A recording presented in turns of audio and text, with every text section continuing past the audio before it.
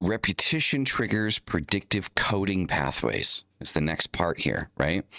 So, predictive coding is the brain's main job. It consistently tries to guess what will happen next. Ritual takes advantage of this. Repetition sets expectation, right? If you repeat the same gesture, phrase, or sequence, the brain starts predicting the next step. When the brain predicts successfully, it rewards itself by reducing internal noise. Again, right? Noise signal, right? That creates calm, focus, and a sense of alignment.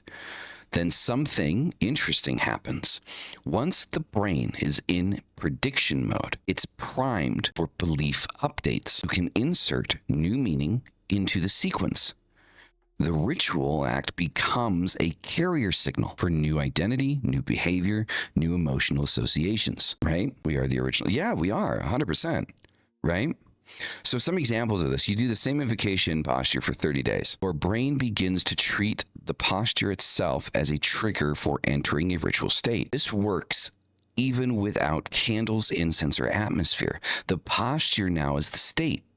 That's predictive coding hijacked for magic. You can take something so simple in your life, and if you repeat it enough times, the brain begins to just activate in a certain way when you do that thing because it knows what's coming next. Train the brain, right?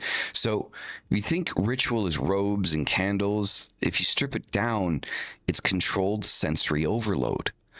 It's a reset of your predictive loops.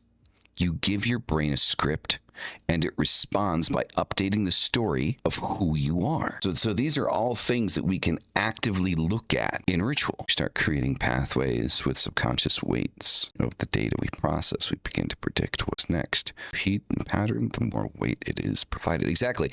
And this is also why, like, when you look at like trauma responses, right? Like with people with ADHD or, OCD or like anything like that, any type of neurodivergence of the sort, there's a trauma response that usually happens with a lot of people that come from like abusive families and stuff like that. This predictive behavior is cranked to 11, right? And it's something that's visible. Visible? Sorry.